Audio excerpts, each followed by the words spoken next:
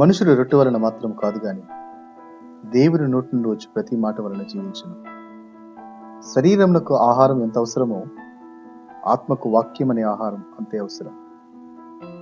మనిషి మార్పుకు, మానవ మనుగడకు మన జీవిత నడతలు, ప్రవర్తన, సరైన జీవిత శైలికి వాక్యము ఎంతగానో అవసరం.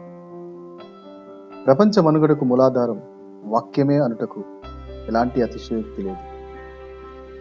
విశ్వపు విచిత్రాలు విశ్వాసపు పునాదులు, విజయానికి మెట్లు, శాస్త్రవేత్తల శాస్త్రీయ పరిశోధనలకు అన్నిటికీ ఆధారం వాక్యమే.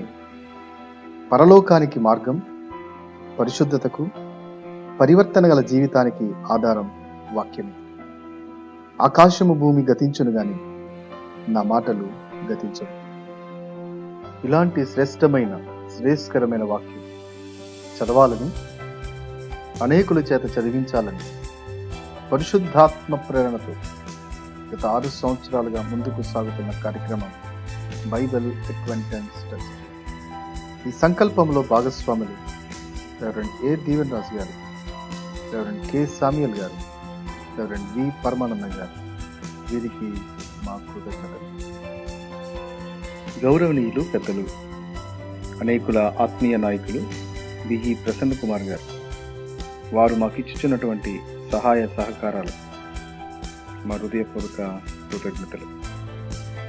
ఈ విధముగా 2012 సంవత్సరంలో మొదలైన ఈ ఆలోచన 2013 సంవత్సరంలో 10 పరీక్ష కేంద్రాల్లో నిర్వహించబడిన ఈ పరీక్షలో సుమారు 300 మంది హాజరు కాగా, 2014 సంవత్సరంలో నిర్వహించబడిన ఈ పరీక్ష 15 పరీక్ష కేంద్రాల్లో నిర్వహించగా 362 మంది హాజరయ్యారు.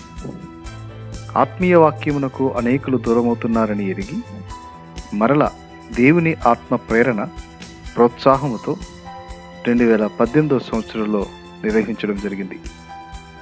దేవుని తోడ్పాటు వలన ఈ సంవత్సరం 2 జోనులుగా, అనగా విజయనగరం, ఎస్కోట జోనులుగా 12 పరీక్ష కేంద్రాలలో నిర్వహించగా 616 మంది హాజరయ్యారు.